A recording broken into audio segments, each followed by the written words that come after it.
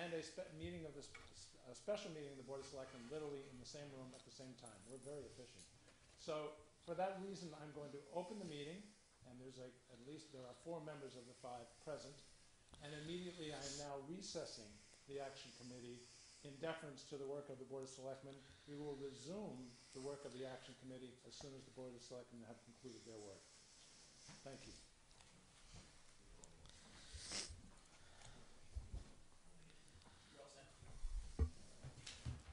Ladies and gentlemen, before I start, I'll make an announcement. I am requesting that all cell phones, electronic devices be turned off on their mute position as to not disturb the meeting. Any member of the public also has a right to make an audio or video recording of an open session of a public meeting. A member of the public who wishes to record a meeting must first notify the chair and must comply with reasonable requirements regarding audio or video equipment established by the chair so as not to interfere with the meeting. The chair is required to inform other attendees of such recording at the beginning of the meeting. There is someone that's recording today. And with that, I'd like to call the meeting to order. First thing on the agenda, we need a clerk. I move that Selectman Winslow is clerk. Motion made. I'll second by necessity. All in favor? Aye. All opposed? Mrs. Winslow is now the clerk. Roll call, please. Mr. Chair, there are 3 selectmen present. Mrs. Begley, Mr. Cruz, Mrs. Winslow, as well as Town Clerk, Mrs. Marianne Silva, and Town Administrator, Mr. Mark Andrews. Selectman Holmes and Selectman Schneider are absent. Okay, thank you very much. You want to go into the agenda?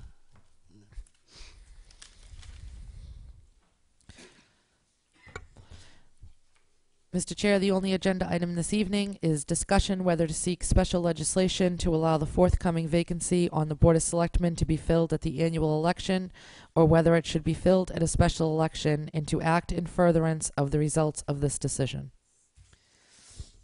Okay, we do have a summary letter. We're going to vote on, or make a motion anyways for this. But before we start, I'd like Marianne, the town clerk, to give us the breakdown on how this is going to work and the dates that we have. Mrs. Silva. Okay. Good evening, Marianne Silva. First of all, in order to request special legislation, it has to go through the Board of Selectmen. If the Board of Selectmen choose and they vote to proceed with that, they would then instruct me as town clerk to make the nomination papers for the seat that would be vacated, or is, according to the Secretary of State's office, it is vacated. And I have to act as if it is vacated. They would have to direct me to make the nomination papers available, which would be available immediately. And we're talking tomorrow morning. It would be 2 years left on the term, and the papers would be separate from the 3-year position that is now available. It's 2 separate seats. They asked me to break down dates, and we did speak with the Secretary of State's office, Michelle Tassinari, who is their legal counsel, and we did work out a schedule. Again, like I'll repeat myself.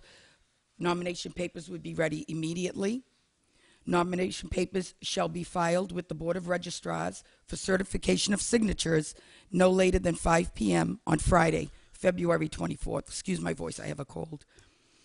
The Board of Registrars shall complete certification of signatures on such papers no later than 12 noon on Monday, February 27th. Such nomination papers shall be filed with the town clerk no later than 5 p.m. on Tuesday, February 28th. The last day to object or withdraw shall be no later than 5 p.m. on Thursday, March 1st, 2012. Of course, the last day to register to vote remains the same, and all other dates remain the same. Any questions from the board? Mr. Begley? So just to clarify, Mary Ann, it would be, the nomination papers would be available tomorrow, and those that pulled the nomination papers for the two-year seat have until the 24th to return them. Yes. Michelle Tassinari also instructed us that any person that pulled the papers for the 3-year term, if they decide that they want to pursue the 2-year term, they have to withdraw their nomination papers from the 3-year position. And then go through the process again? And then go through, then it's the 50 signatures, it's the whole Okay, process the again. whole process again, so Right. that they can't just Their switch. papers right now that I have certified do not count towards the 2-year position. Right. They start brand new. Mrs. Winslow? Thank you, Mr. Cruz.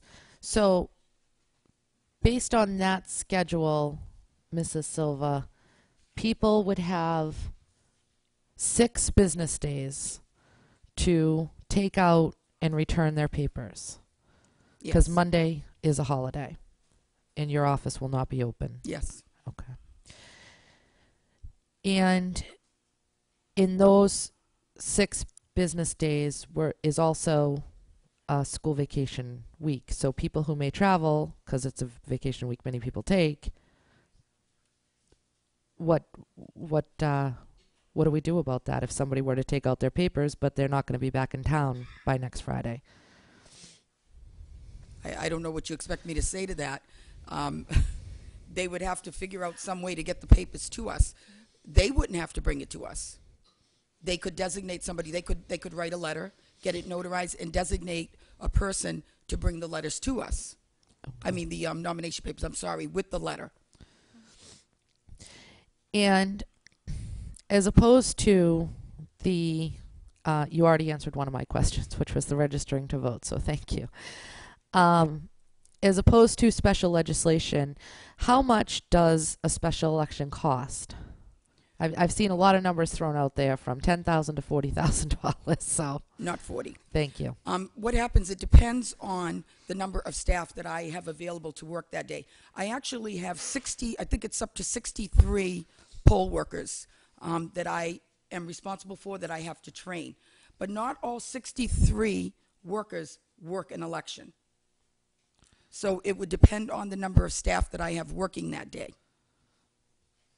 And the hours. State elections are more expensive, but the state elections, they actually reimburse us for the extended polling hours. I think we receive $4,900 a year during state elections. But on a town election, it doesn't, certainly with one position on the ballot, if you did a special, it's not going to take long to count it. When it's in with this election, if you put it on the ballot now, you're going to save, in my opinion, as town clerk, that $10,000 to $15,000, because it depends on how many staff I have working. So, but it's roughly 10 to 15,000. Yes. Okay. And as our elections expert, do you have any reservations about this process, this shortened process? I've already been through it once with when Mary Jane Pillsbury had resigned. We went through it in 2007. Right. There was no issue with it. It went, from my recollection, it went smoothly. But that process began a lot earlier. Right. About 2 weeks earlier. Yeah. And you've already given us the schedule and the amount of time. There won't be any other aspects of the election that are changed, correct? No, it all Just- remains the same. Just this. Yes. Okay. And it just affects that one position, because tonight at 5 was the last night to turn in papers. They had to be in today, 5 o'clock. And all the papers on my end have already been certified. The Board of Registrars will be in within the next few days to do their part. Okay. And you said that as far as you were concerned, the seat is vacated. One of the questions that keeps coming to me is, can a resignation be rescinded? And if so, what impact does that have on this process? The information I received today was that it could not be rescinded. Okay. Is that? Yeah, that's what I was told today. Could not be rescinded. Okay. And I know that you had mentioned that to me, but I just Well, that think was one of my concerns. it's important that we make sure that we're clear, Right. you know, and that people understand this process. Thank you. You're welcome. Any other questions? Okay, there aren't any other questions. Since on this process, we only have one option. It's going to be the same as that was taking place when the Pillsbury resignation was in place. So what I'll do is I'll need a motion. I'll make a Okay, motion. what I'll need is a motion. I'll make a motion, Mr. Cruz. I move to petition the governor to submit special legislation on the town's behalf to permit the vacant selectman seat to be filled at the April 3rd annual town election. Motion made. I need a second. Mr. Chair, I'll second for discussion. Second for discussion. Discussion. Mrs. Winslow. Thank you, Mr. Chair. Mr. Chair, I have a lot of concerns about the expedited process that we're looking to embark upon, and mostly my concern is the opportunity to pull papers just passed us a few days ago, and there were 3 interested individuals. If there's anybody out there that may have had an interest in running for a vacant selectman seat, they're now being asked to make that decision, pull papers, put together a campaign committee, meet other deadlines such as fundraising, opening campaign accounts, and all kinds of other things rather quickly. Then those papers have to be back. And that's notwithstanding the fact that if that individual happens to be a parent and had planned on being on vacation next week, or on vacation because they felt like being on vacation, that even further shortens their opportunity. I believe that the town, the voters, and any potential candidate should have a full election process. And while I understand that there are occasions when we may have to shorten that process, I simply don't feel comfortable shortening it to this effect. Monday is a holiday. We're talking about 6 business days. That's just not a lot of time to make a decision like that, which requires an enormous commitment of time. It's a financial decision and a decision that has to be reached amongst your family. It's not just your decision.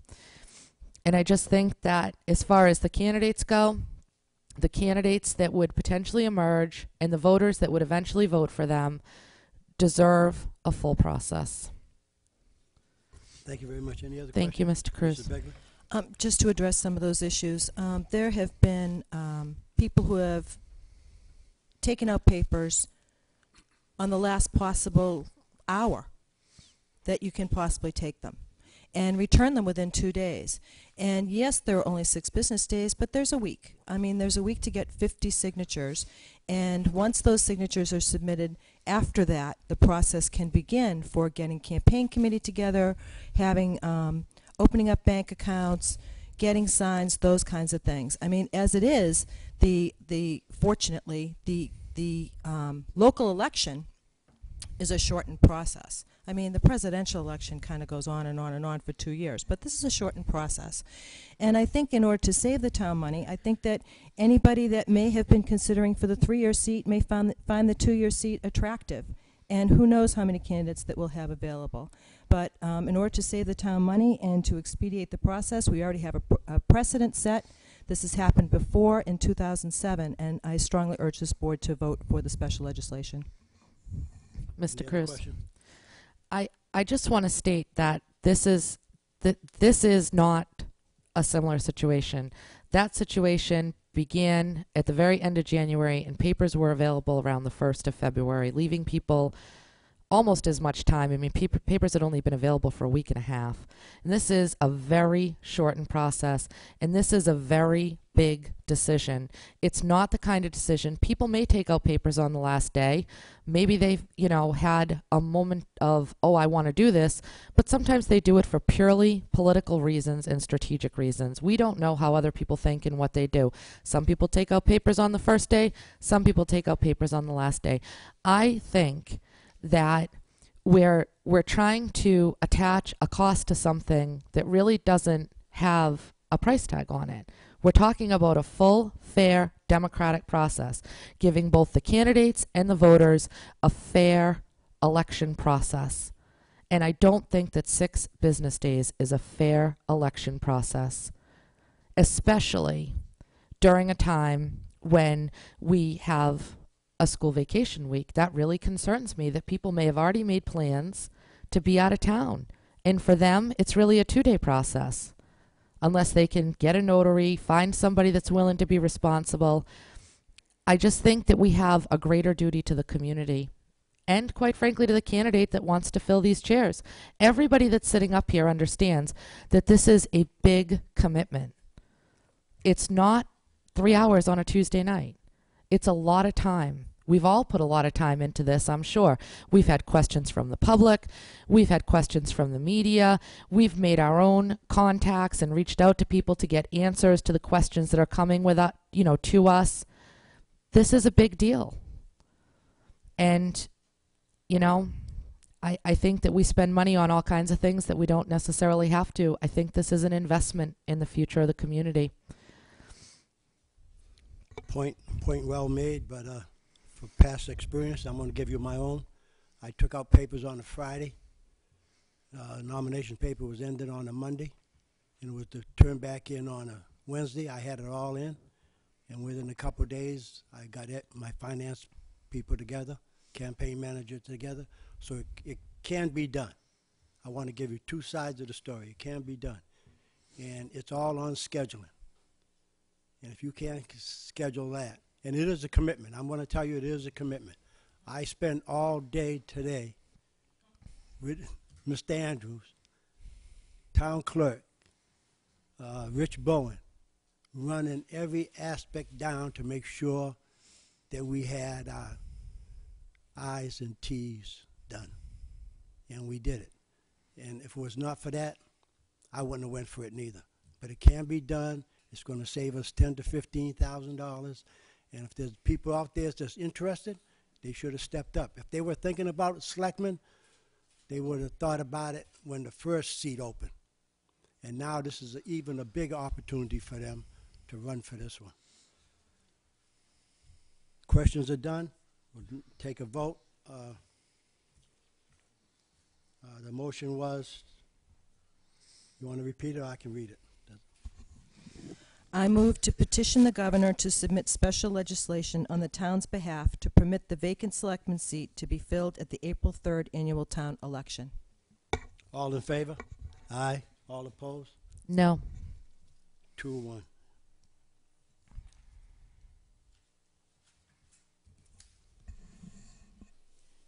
So, ladies and gentlemen, I think that ends our special call meeting. Motion to adjourn? Second. Motion made to adjourn. It's the majority. We have a majority of the board seated, and it's 2-1. No, Motion to adjourn? Motion to adjourn. All in favor? I seconded it. Say, okay.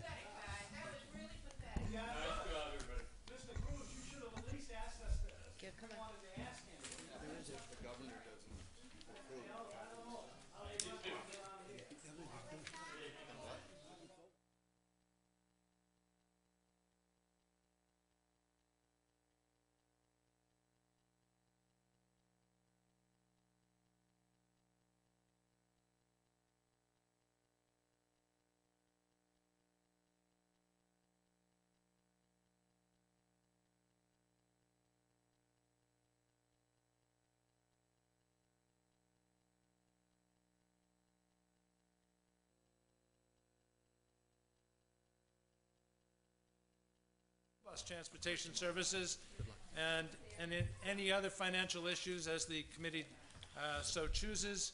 We are resuming from our 7 o'clock meeting time now that the Board of Selectmen has concluded their business. Welcome to everybody. Special welcome to Mary Jane.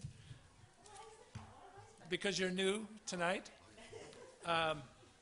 as a matter of record, your chairman told me that you were trying to get a letter because of a potential conflict of interest. I did get some paperwork that were in the, I'm just gonna observe that. She puts that over there. No. I was suggesting that perhaps you would refrain from voting, but I don't think you should refrain from speaking. Okay, well, I would anyway because the paperwork's in the process. Well, from the chairman's perspective, your input is welcome, and we don't take that many votes anyway because we're here to develop consensus. So feel free to contribute as you see fit. Okay? Why does it seem like oh, that's why, because there's normally 6 or 7 people. Got it, okay. Last time, I thought we made some progress with respect to trying to understand the costs associated with the provision of transportation services. The presentation that was made at the very end showed that it looked like privatization would cost the town a little over $2.6 million when you included the fuel, which we would be purchasing for the low bidder, plus the athletic trips, field trips, and a variety of other things that were add-on, because after a certain point, it was an a la carte menu, depending on how much we utilized it. That's as compared to $1.5 million approximately currently, if you include fuel for services provided as a part of the town. To that must be added, as we discussed, a certain amount of capital spending every year, basically forever. Now, you can debate how much capital spending is.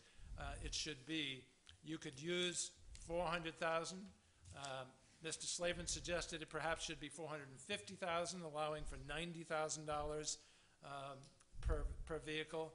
That was depreciated over a 10-year life of the vehicle with no residual value, producing a fleet that averaged 5 years. If you did apples to apples, even though our vendors have suggested it really didn't influence their bid, and depreciated over 7 years instead of 10, and produced a fleet that averaged a little over 3 years, that would add about $260,000 of depreciation.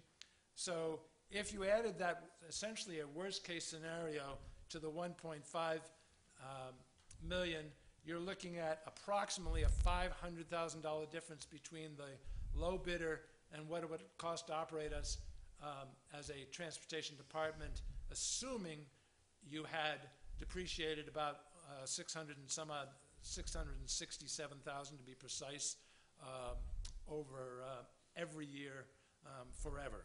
So that $500,000 to me, and now I'll speak less factually and perhaps more editorially, is a tribute to the way this department was set up right from the get-go, meaning that we recognized, not we, someone before me, recognized the value of having employees stay part-time, not collect benefits, and to do it ourselves. That tradition of trying to be as cost-effective as possible was carried on right through. We have one of the people who did that at this table.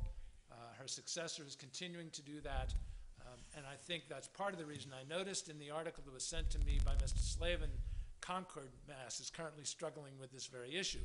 The impetus behind their struggle actually is because they need the space where the transportation department is, and they've calculated it would cost somewhere about $1.5 million just to move the department to a different location. We, of course, spent about $150,000 on our building.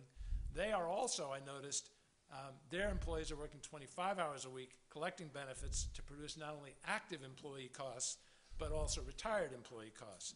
So I think that's probably the biggest reason that we have this approximately $500,000 saving. Now,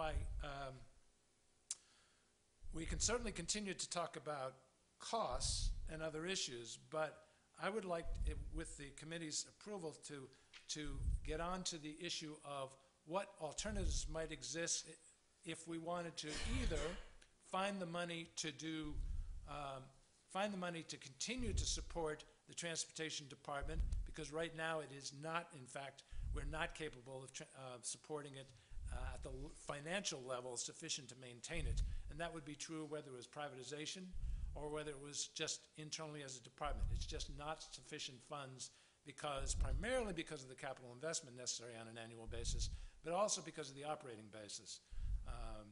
And for that, the primary reason is because the number of sped miles has dramatically increased I should add, sped and homeless miles has dramatically increased. I do have a note since, I guess it was since that committee meeting, which was 2 weeks ago, I was at a Cape Cod Collaborative meeting, and I have now found out that there is legislation at the state level to reimburse cities and towns for the transportation of the homeless.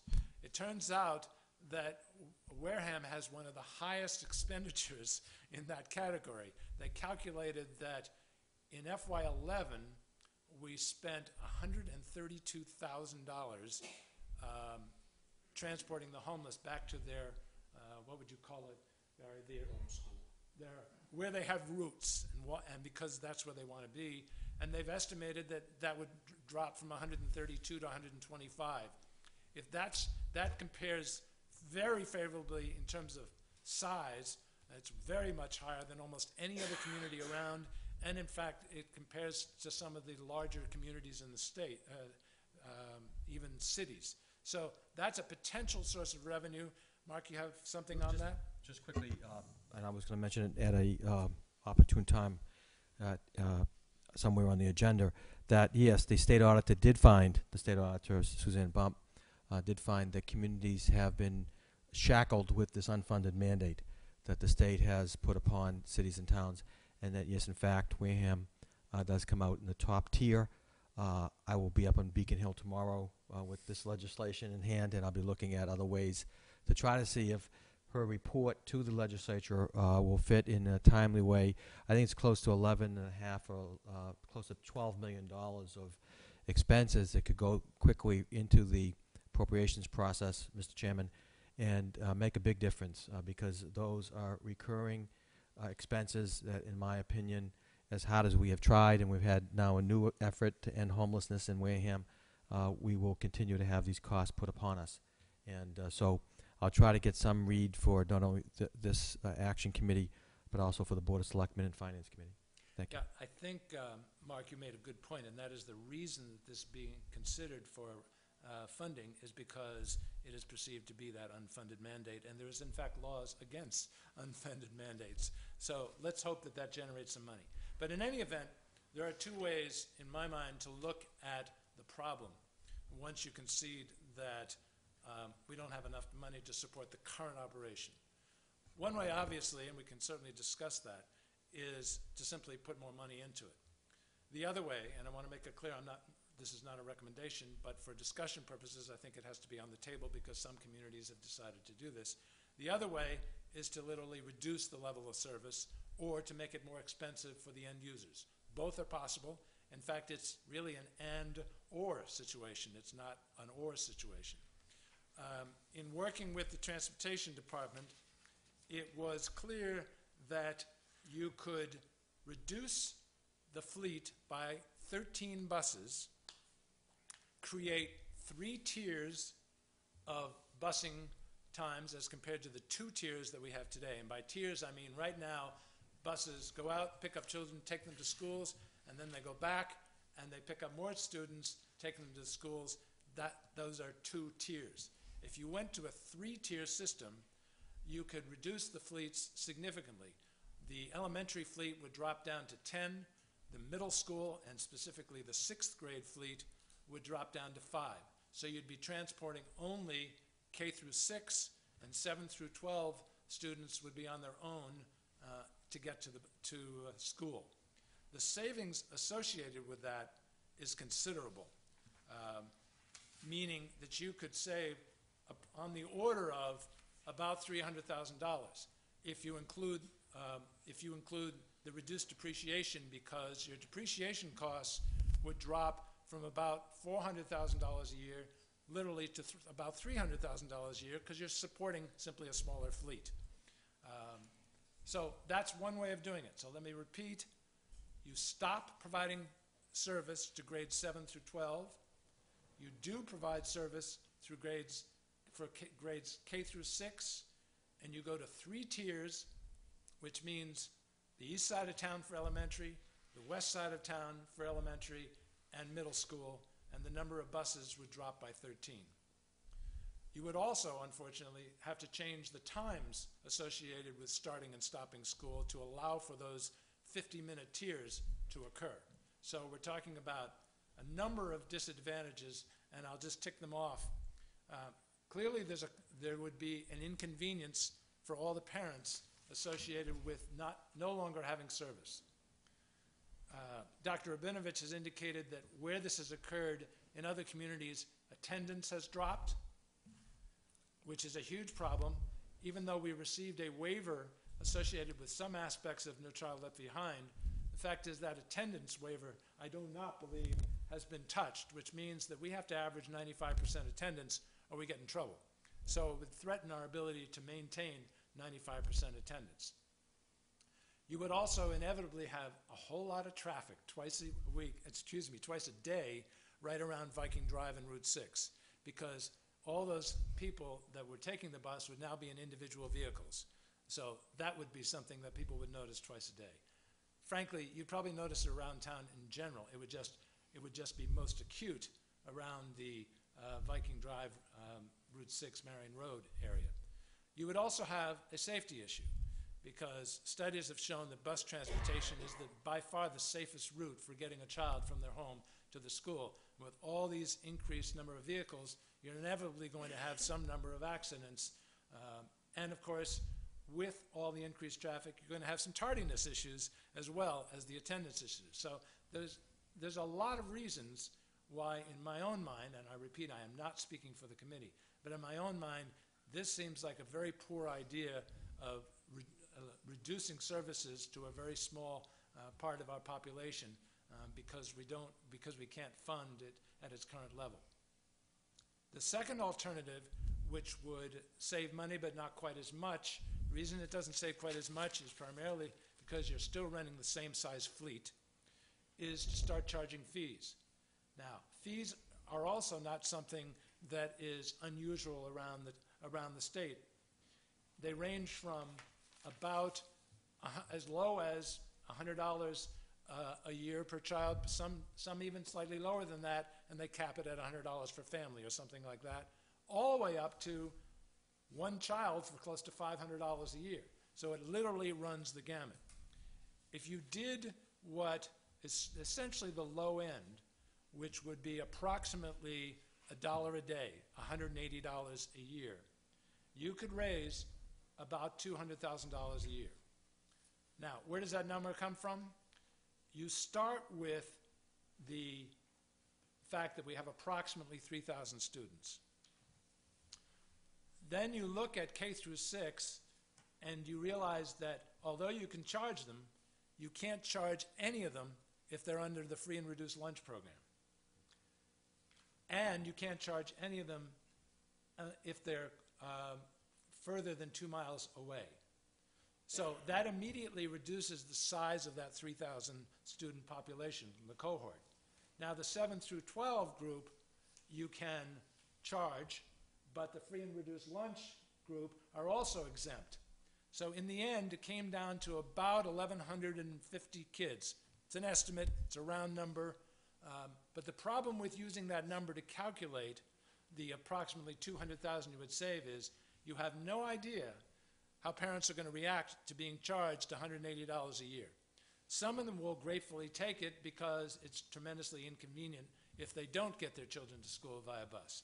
Others will say either they can't afford it, or they're going by the school anyway, or they'd rather carpool with neighbors, or any number of other solutions that might occur to people, which means that that 1,150 could drop significantly depending on the reaction of our taxpayers and our parents to the fees. You also obviously have the administrative issue of collecting the fees, which is a burden on the school system. So it can be done. It has the theoretical potential for generating about $200,000, but I would see that as the upper end of what we could expect. It turns out that the difference between the preliminary budget and what we put in for a non-net school transportation budget is about $200,000. So it is theoretically a way that we could close the operating gap, but of course, neither solution, unless you combine the two and do both, neither solution makes a significant dent in the capital problem of getting a fleet together that would average 5 years of age with no bus older than 10. So those are two options. I don't recommend them, but sometimes you end up doing things that you don't want to do just because there aren't good alternatives or the taxpayers send a strong message. There's just no more revenue to be had in any other way. So I will enjoy stopping talking and let people ask me questions about what I've just said. Yes, Ellen. Thanks, Jeff. I have a couple questions. Actually, you kind of answered a bunch that I'd already written down. However, my question is this. The operational costs have increased, no Yes. question. And you're saying that a great deal of the operational costs have increased as a result of the SPED issues. That is a major contributing Right, factor. I understand that. So, but over the last 5 years, the number of children in the school system has been steadily decreasing. The number of SPED children have increased, but the overall general population has decreased. Correct. And we have to talk about many alternatives. So we've got an alternative for purchasing school buses. You're talking about operational overrides or debt exclusions for the entire town to come up with some money versus some, because you've already kind of defined the populations, some parents paying really not a lot of money to defray the costs. Because you're saying that, I think that it would be wonderful if, because I read that same newspaper article that was in the Standard Times about the mandated SPED transportation and the fact that the towns are being burdened with this, or the schools districts are being burdened with this. Now, Concord... Just to be clear, it's a combination of SPED and homeless. And homeless, right. So it was both. But it's significant, particularly in Wareham, because I was shocked at the surrounding towns and how much Wareham is responsible for. Just so citizens know, the SPED homeless population represents about 400,000 miles a year, and our regular transportation represents about 275,000. That's how much of a change it's been. Right. It's certainly significant. And and that certainly, of course, impacts greatly the operational costs. I mean, even the wear and tear on the buses, all of that. And of course, SPED transportation is not 50 or 60 kids at a time.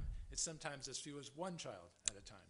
For significant distances. Exactly. However, when it's out of town or out of district, we talked about that at the previous meeting, that there's a 50% reimbursement. Correct. For the homeless. For the homeless. That's correct. So, but not for the SPED. So the SPED... It's not so much reimbursement.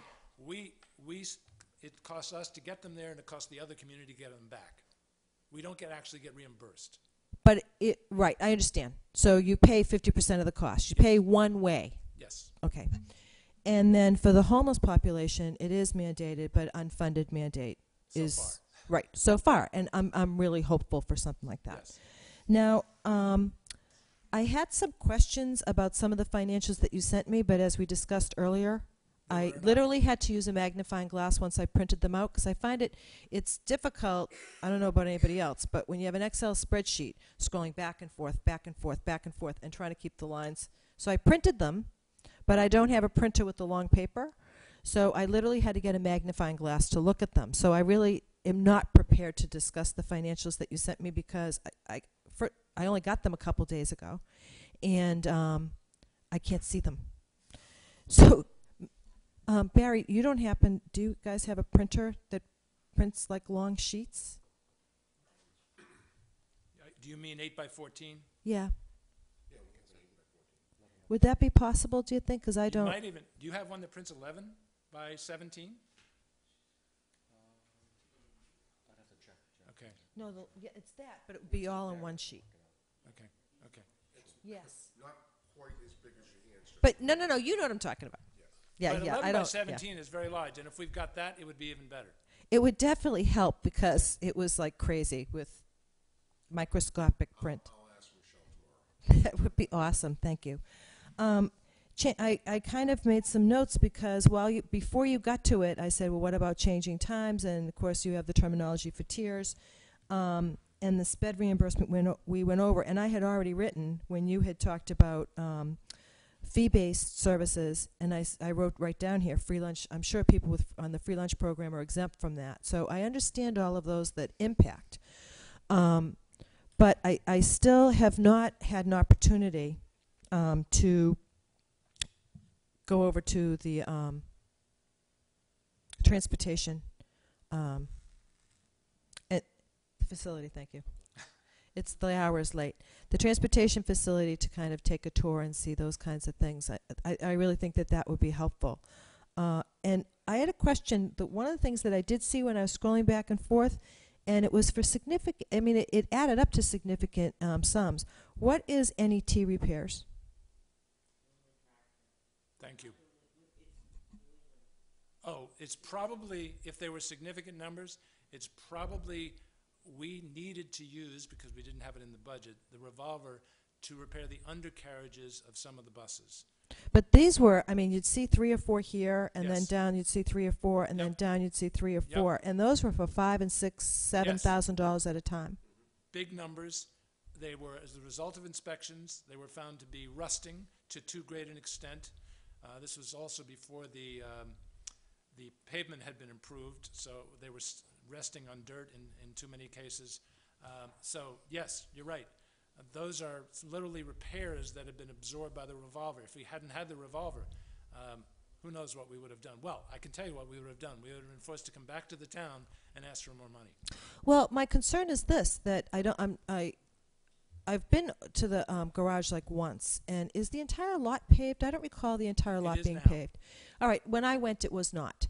But I see a great number of buses parked on dirt at people's homes. So we've paved the lot, but the buses don't go there, so they're on grass at people's homes and are going to end up being in the same predicament. I don't understand why that happens.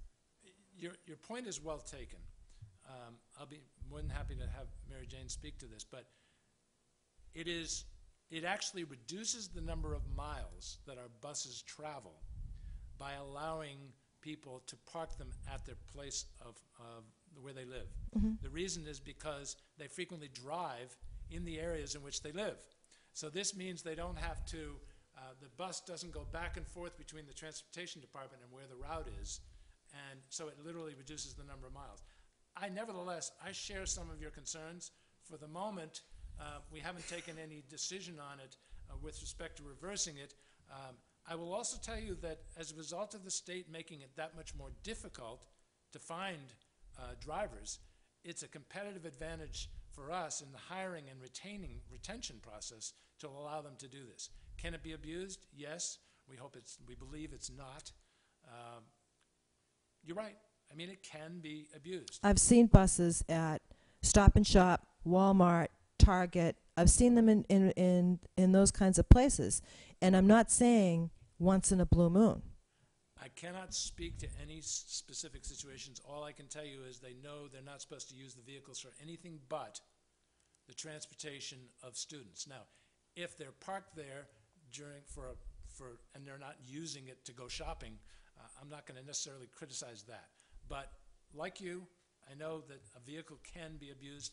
I have no reason, and I'm not in a position to accuse anybody of doing so. Just one more Jane? question. Just one more question Sure. about what you just said. You said the state's making it more difficult for you to get drivers. Yes. Could you elaborate on that? Yeah, the testing associated with getting a license has become increasingly difficult, and so getting someone to be able to actually get a license. I got my license, for example, I think just before it became more difficult, pure coincidence. But you need to know what you're doing. In fact, Mary Jane, as a trainer, knows that not everybody that you train passes, because you train and then someone comes and, working for the state, decides whether they know what they're doing and whether they're safe to get behind the wheel of a school bus. So when they make that more difficult, they reduce the pool of people that you can use for drivers, is the bottom line. But they're safe. They have to comply to the tougher standards, That's exactly right. which isn't Which is always a good bad thing. Yes, everything has a two-edged sword, right? Right. The good thing is they're better drivers and they're safer drivers. The bad thing is there's fewer of them. Yes, I understand. But is the director of transportation, the current director, a licensed bus driver?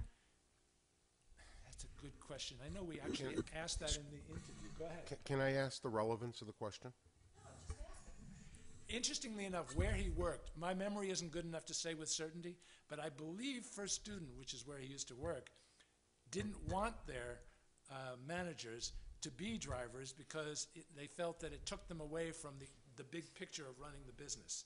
So I'm not certain that he has a license, or if he had a license and he allowed it to drop. So bottom line is, I don't want to speak when I don't know.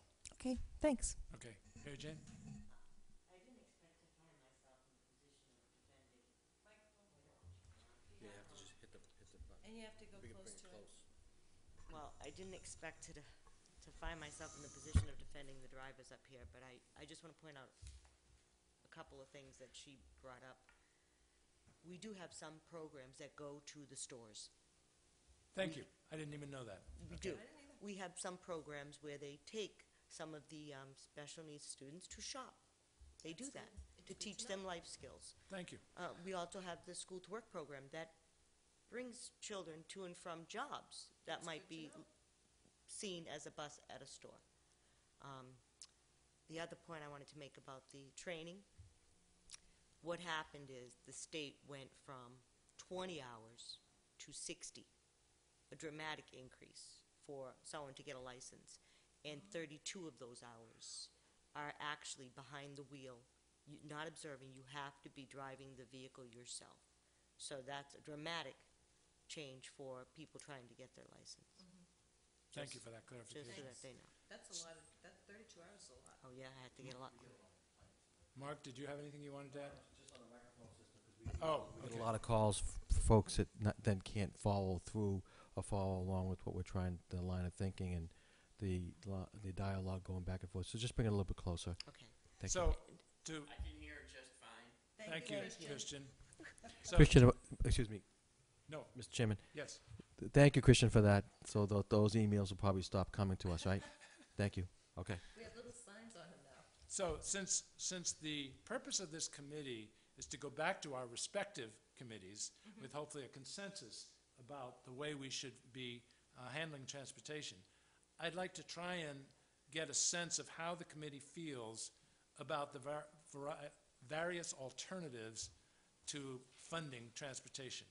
As I said, I think in my mind, and I don't want to speak for anybody else, in my mind, even if I thought we could get a superior product, and I don't believe that, but even if I thought we could get a superior product by privatizing it, we can't afford it. It's very clear in my mind we can't afford it. So for me, it comes down to either reducing service or increasing revenue through a combination of debt exclusion or operational override.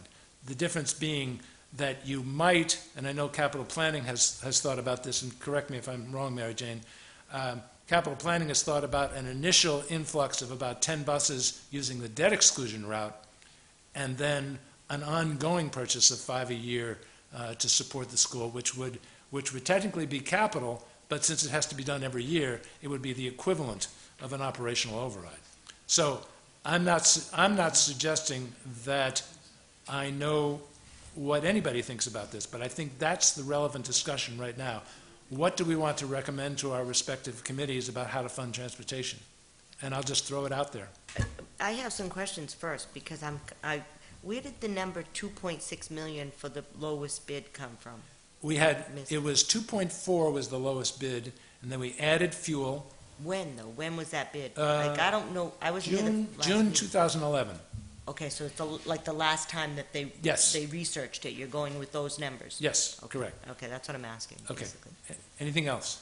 I will ask another question about the comparison to our cost, because I'm confused about our cost, only because it looks like to me like that was last year's amount that you quoted, the 1.5, right? No, the operational budget submitted by the town for by the school committee for FY13 is 1.585.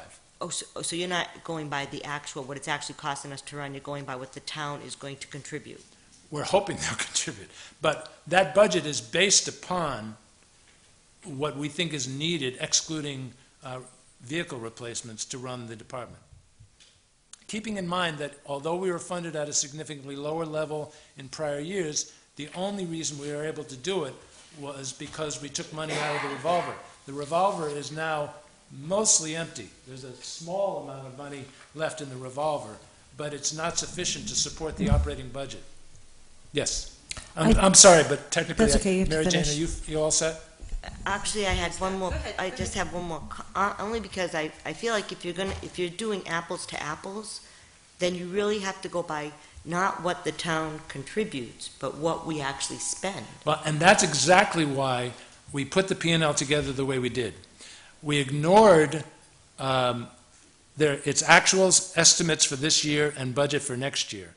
But the end result at the very bottom of the P&L shows you the actual contribution of the town, which is the initial money raised at town meeting, and then the deficit created by the true recognition of the cost. For example, if you don't recognize the cost of depreciation, you're really kidding yourself because the buses are depreciating. So doing that, you come up with what I hope is a very realistic number of what it's truly costing the town when you include everything. We included, for example, the in-kind expenses that are normally just never show up anywhere except in a negotiation between the town and the school on paper. Okay? We included that. We included retirement costs. We included a lot of things that would normally not get included so that it created a true picture of what it's costing the town.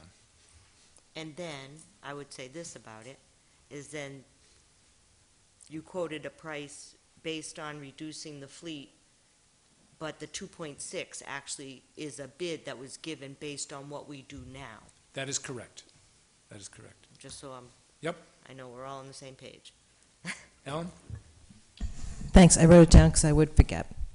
You said the revolving account's almost empty, and but 2 weeks ago we were going to buy, or it was requested to buy 2 sped buses out of that account.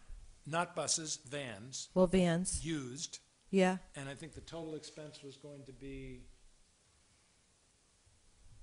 Approximately $28,000. Yeah. Okay. That's a low number compared to what we've had in the past. That's what I consider almost empty. All right. Because but was it in the spring you purchased a sped bus? Yes. Yes. Mm-hmm. And then I just have a question,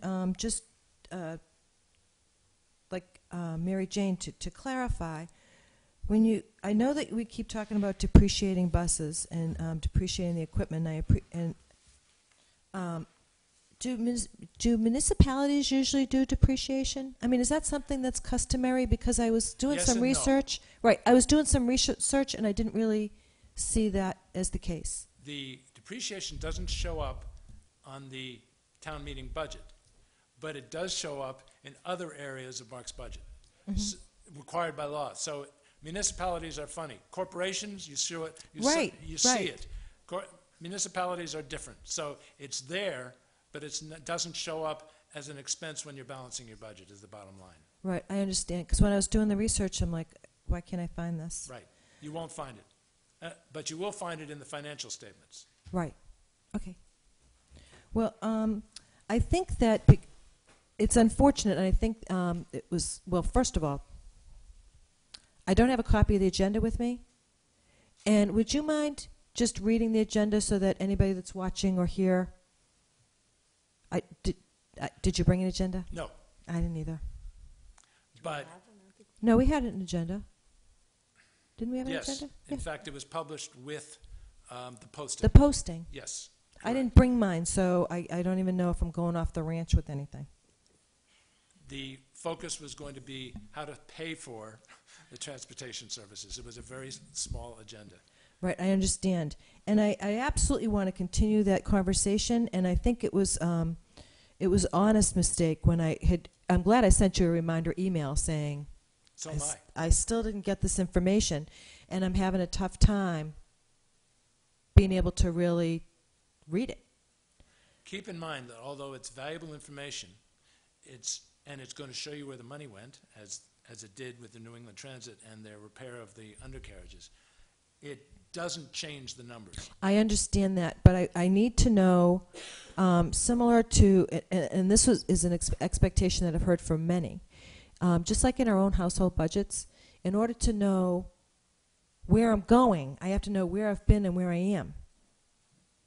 So I'm not dismissing anything that's being said.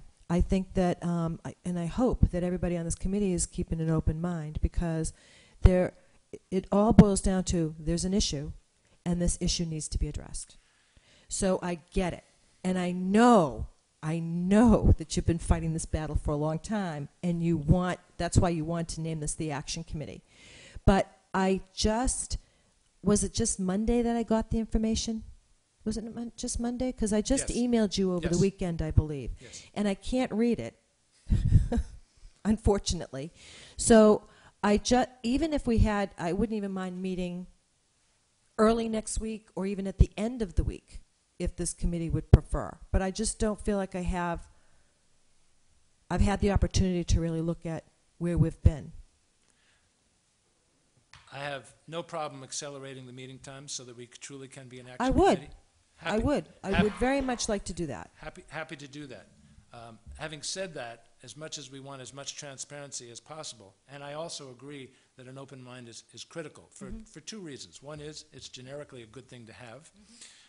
But secondly, we have no idea how the taxpayers are going to react to whatever solution we might present to them. And after all, everybody, in a sense, is advisory. And so even if we think something's a good idea, and the citizens say, yeah, not today, it's a bad idea, then we have to be able to implement whatever the taxpayers tell us to implement. Plan B. Plan B, exactly. And from my perspective, the fees/reductions in services are the Plan B, if you will. I can't think of another Plan B, frankly. Now, my problem with Plan B, and I know this is going to sound pejorative, but to me it's almost a little bit like the tyranny of the majority.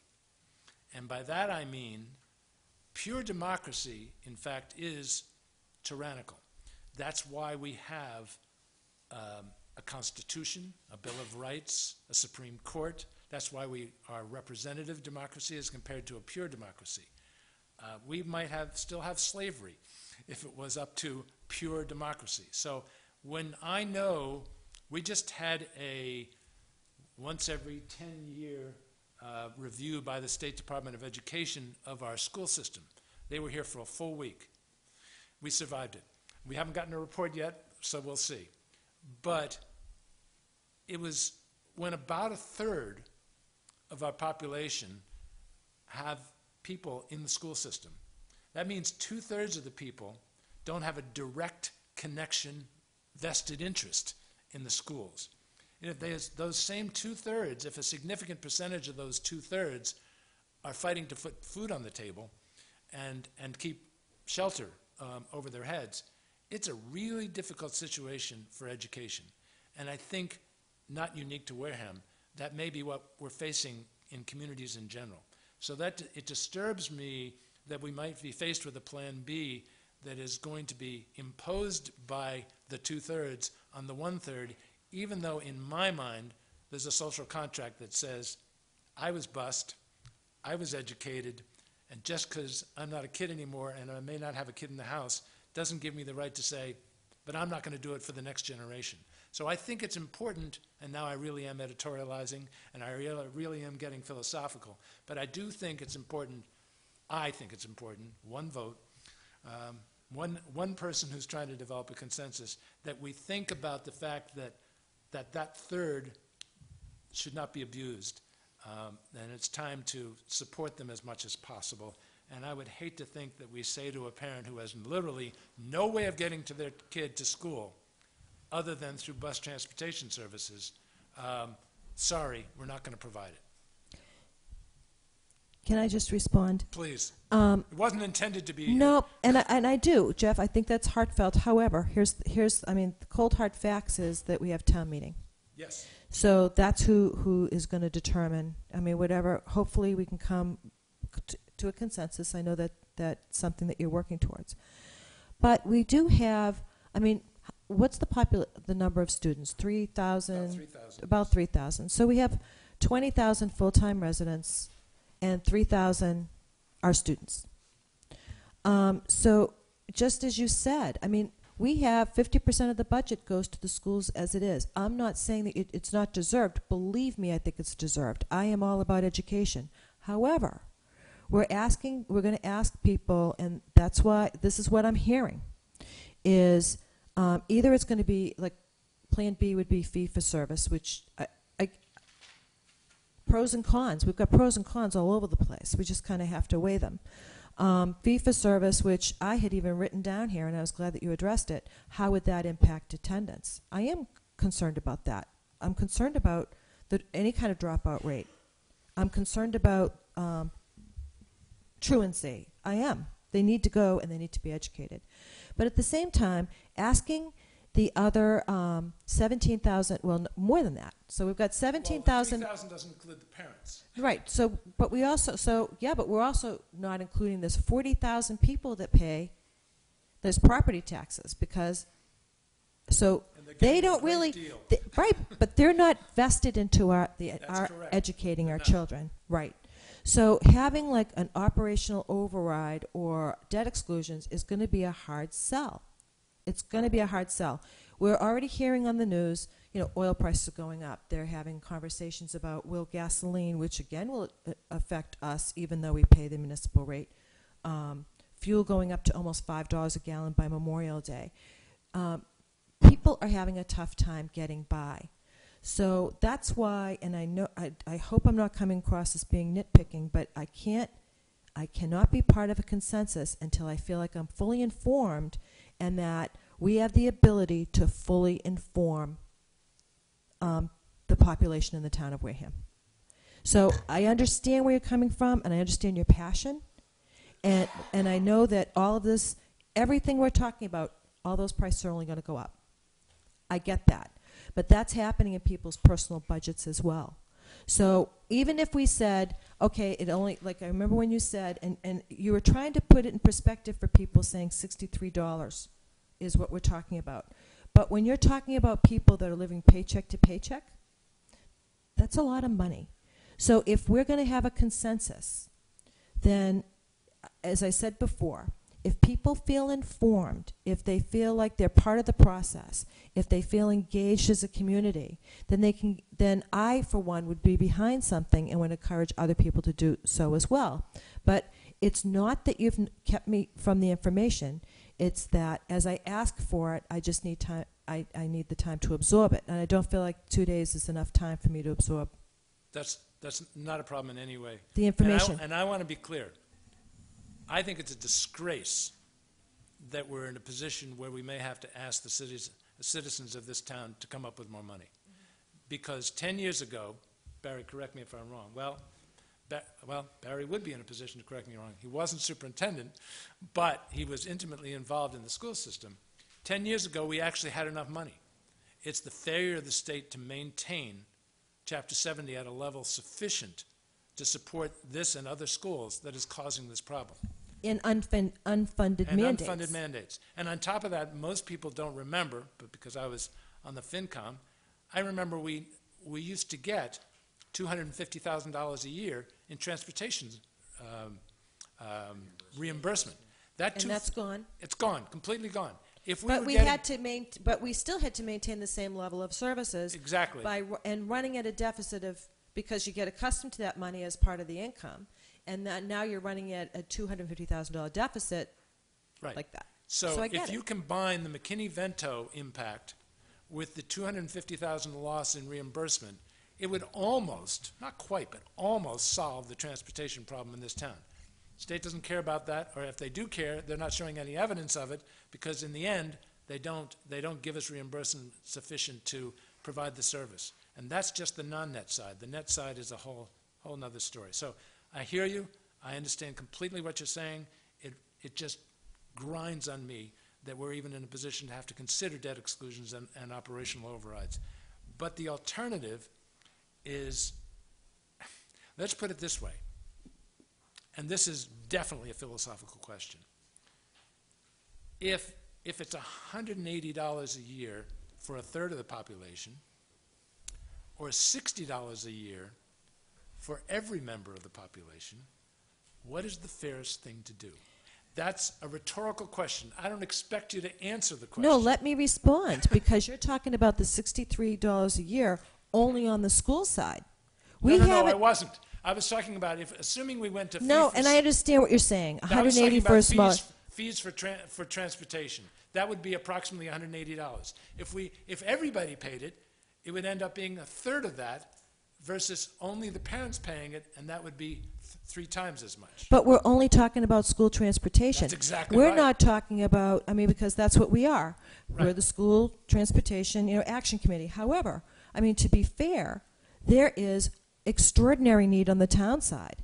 So how do we address that? And we can't, the town side is addressing, including those school children and their families and the rest of the town. So that's the town side of the budget. So we're in a very difficult position. We all saw this coming. Yes. We were at that last spring. We were all having this whole conversation saying, we talked about the healthcare trust fund holiday, and we were saying we are kicking the can down the road. We've And actually we been knew kicking that. We've been kicking it down for longer than a year. So the FinCom can certainly address this, because this has been a runaway train coming down the tracks. We've all seen it coming. Well, it's here. Yes. So we have to deal, and there's going to be difficult decisions. So it's not only going to be, this puts us, we're in a difficult position. But I agree that consensus is key. So I'd be happy to meet sooner than later, as opposed to 2 weeks. I'd be happy to meet in a week if I just can have the opportunity of being able to go over those financials and getting myself to the transportation department. I know Ellen and I have been monopolizing the conversation. Sorry. No, don't apologize. I said you and me, not just you. Does anybody have anything else that we should talk about? Setting the date for the next Yes, meeting, please. that was my next, the only item left, as far as I'm concerned, because I don't think we can truly talk about the substance of Plan A, B, or C until we feel totally comfortable with the current status. So I think either Tuesday or Wednesday of next week would be a great idea. Tuesday Well- we can't do. Wednesday, we're not meeting until the 29th, correct? So we are open next week. So how about same time? Finance committee meeting. Same time we could, what's your preference, Mark, in terms of location? We could go back to the middle school, or we could be here. It doesn't matter to me, either way. Christian, which is easier for you? It doesn't matter. I like this room. Fine. Okay. we- So how about same time, same place, a week from today? Hold on, no.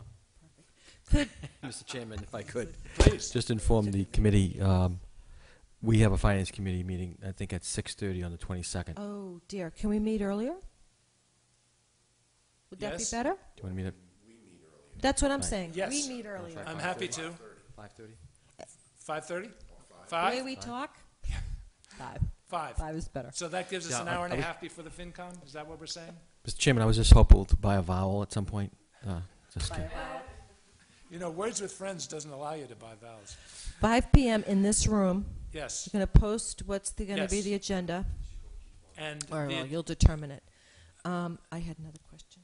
Oh, Barry, is it possible for, I'm sure, that all the members of the committee would get that longer Excel spreadsheet? I will print them out and have them available. Anybody who wants to drop by, they can pick it up. Bigger font? And in the meantime, please get over to see Jeff. He would be happy to have you Yes. visit. I understand. Okay, okay. Anything else before we adjourn? Motion to adjourn. Thank you. Second. We are adjourned. Thank you. Thank you.